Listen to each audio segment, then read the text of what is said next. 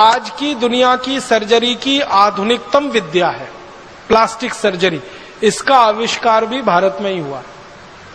Surgery का तो हुआ ही है, प्लास्टिक सर्जरी का भी यही आविष्कार हुआ भारत। और प्लास्टिक सर्जरी में आप जानते हैं, कहीं की त्वचा को काटकर कहीं लगा देना और उसको इस तरह से लगा देना कि पता ही ना चले, ये विद्या सबसे पहले दुनिया को भारत ने दी।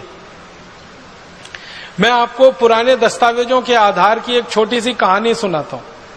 1780 में दक्षिण भारत का एक महान व्यक्ति, जिसने देश को आजाद रखने में बड़ा महत्वपूर्ण योगदान दिया, देश की आजादी की रक्षा में, संप्रभुता की रक्षा में उसका पूरा जीवन लगा दिया, उसका नाम हैदर अली। हैदर अली दक्षिण भारत का सम्राट। आज हम जिसको कर्नाटक कहते हैं, कर्नाटक के एक बड़े भूभाग पर हैदर अली का राज्य हुआ करता था। 1780 से 84 के बीच में अंग्रेजों ने हैदर अली पर हमले किए, कई बार हमले किए। तो एक हमले का जिक्र एक अंग्रेज की डायरी में से निकला, वो मैं सुना रहा हूं आपको। एक अंग्रेज आया, उसका नाम था कर्नल कूट। उसने हैदर अली पे हमला किया और ये 1780 की घटना है। उस हमले में हैदर अली ने अंग्रेजों को परास्त कर दिया। हैदर अली का ये इतिहास रहा कि जब जब अंग्रेजों ने हैदर अली पर हमला किया, हैदर अली ने हर बार अंग्रेजों को हराया। एक बार भी अंग्रेज कभी उससे जीत नहीं पाए, एक बार भी नहीं जीते। हर बार आते थे, हमला करते थे, हार के चुपचाप चले जाते थे। हैदर अली के ऊपर जब बार बार अंग्रेजों के हमले हुए तो हैदर अली को थोड़ा गुस्सा आ गया। तो ये जो कर्नल कूट आया, हमला किया, हैदर अली ने उसको हरा दिया। और चूंकि उसको थोड़ा गुस्सा था अंग्रेजों से, तो उसने कर्नल कूट की नाक काट दी। हमारे भारत में नाक कटना सबसे बड़ी बदनामी होती थी। आप जानते हैं, पूरे रामायण की कहानी नाक कटने की कहानी है। जो सूर्पणखा की नाक न कटी होती तो रामायण नहीं होती।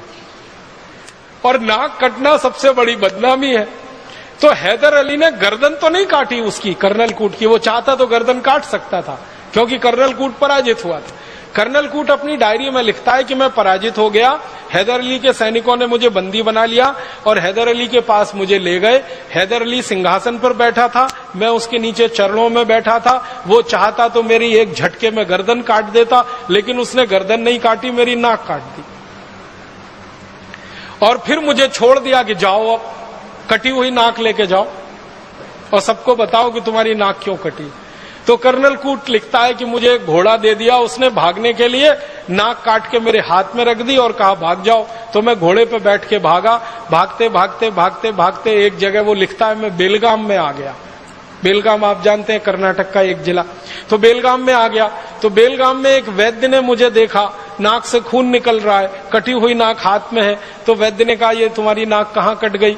तो उसने झूठ बोला और कहा कि पत्थर मार दिया किसी ने। तो वैद्य ने कहा ये पत्थर मारी हुई नाक नहीं है, ये तलवार से काटी हुई नाक है। मैं वैद्य हूं, मैं चिकित्सक हूं, मैं जानता हूं। तो उसने सच बताया कि मेरी नाक काटी गई है। किसने काटी?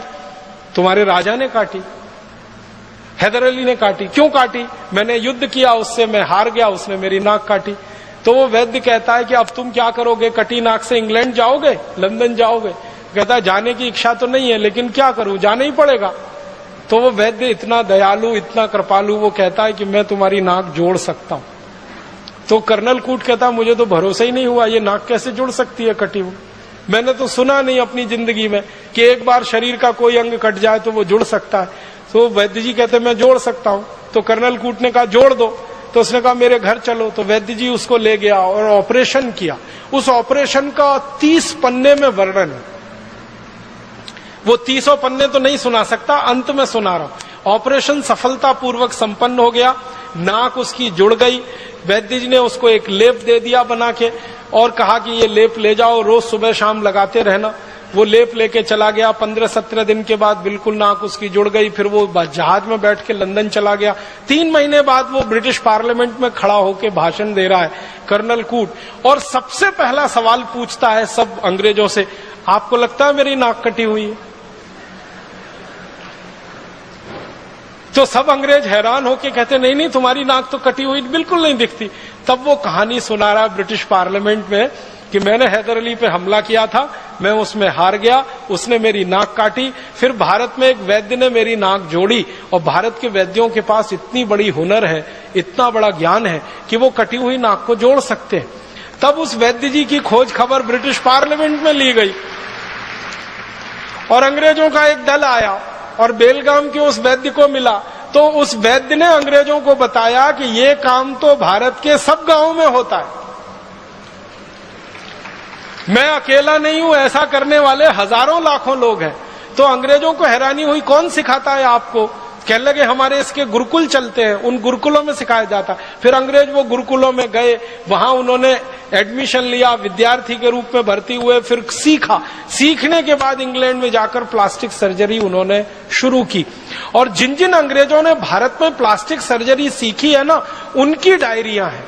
एक अंग्रेज का मैं बताता हूं आपको, वो कहता है कि जब मैंने पहली बार प्लास्टिक सर्जरी सीखी, जिस गुरु से सीखी, वो भारत का विशेष आदमी था और वो नाई था जाति का, उसने मुझे सिखाई सर्जरी। ध्यान देना इस बात पर, जाति का नाई, जाति का चर्मकार, जाति का कोई और, हमारे यहां ये ज्ञान के बड़े पुलिंदे थे, ज्ञान के बड़े पंडित थे। नाई है इस आधार पर किसी गुरुकुल में उसका प्रवेश वर्जित नहीं था, चर्मकार है इसलिए गुरुकुल में प्रवेश वर्जित नहीं था। जाति के आधार पर हमारे यहाँ गुरुकुलों में प्रवेश नहीं हुआ है, और जाति के आधार पर हमारे यहाँ शिक्षा की भी व्यवस्था नहीं है, वर्ण व्यवस्था के आधार पर हमारे यहाँ सब कुछ चलता रहा है। तो नाई भी सर्जन है, चर्मकार भी सर्जन है। और वो अंग्रेज लिखता है कि चर्मकार तो ज्यादा अच्छा सर्जन इसलिए हो सकता है कि उसको चमड़ा सिलना सबसे अच्छे तरीके से आता है। तो शरीर का चमड़ा सिलना हो या जानवर का, बात तो एक ही है।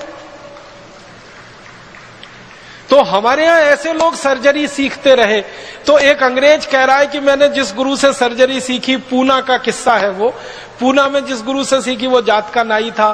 सिखाने के बाद उसने मुझसे एक ऑपरेशन कराया, और वो ऑपरेशन का वर्णन है। एक मराठा सैनिक है, और ये 1792 की कहानी है। एक मराठा सैनिक है, उसके दोनों हाथ कट गए हैं युद्ध में, और वो उस गुरु के पास आया है कटे हुए हाथ लेकर जोड़ने के लिए। तो गुरु ने वो ऑपरेशन उस अंग्रेज से करवाया जो सीख रहा है, और वो अंग्रेज गुरु के साथ मिलकर बहुत सफलतापूर्वक ऑपरेशन पूरा किया है। और वो अंग्रेज कहता, उसका नाम है डॉक्टर थॉमस क्रूसो।